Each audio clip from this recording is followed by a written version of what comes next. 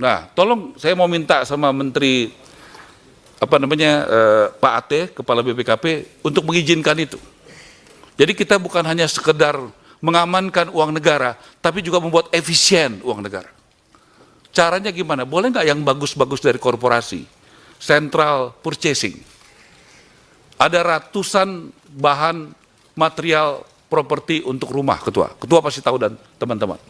Kalau itu kita bisa bikin satu, itu akan terjadi penghematan yang luar biasa. Boleh nggak diizinkan oleh anggota DPR saya melakukan penghematan? Bukan hanya mengamankan uang negara. Supaya apa tujuan saya? Supaya harga rumah turun dan uangnya bisa, jadinya pembeli rakyat bisa membeli rumah dengan harga lebih murah. Kemudian soal tanah, Ketua. Saya punya konsep, tanah itu dari sitaan. Saya sudah ketemu Jaksa Agung, di Banten saja ada 1.000 hektar. Dan Jaksa Agung siap menyerahkan, saya sudah bicara dengan Dirjen Menteri Keuangan, kita akan ketemu bagaimana tanah ini bisa digunakan sama rakyat.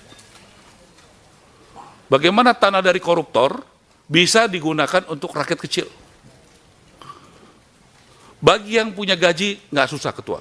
Kalau itu Ketua bisa bantu saya, supaya mereka punya tanah, mereka punya gaji, ASN yang nggak pernah punya rumah, tentara yang nggak punya rumah, banyak sekali guru-guru yang nggak punya rumah, punya harapan, Ketua. Ini soal kebijakan dan policy. Kalau di ruang rapat ini, izinkan minggu depan ketemu di sini ada Menteri Keuangan, BPKP, ATR, setengah masalah ini selesai, Ketua. Ini harus ada keputusan politik. Bagaimana barang-barang sitaan ini, boleh nggak itu kita ambil negara dan kita kembalikan buat rakyat, harganya jadi sangat murah. Jadi kita langsung berjalan, Ketua.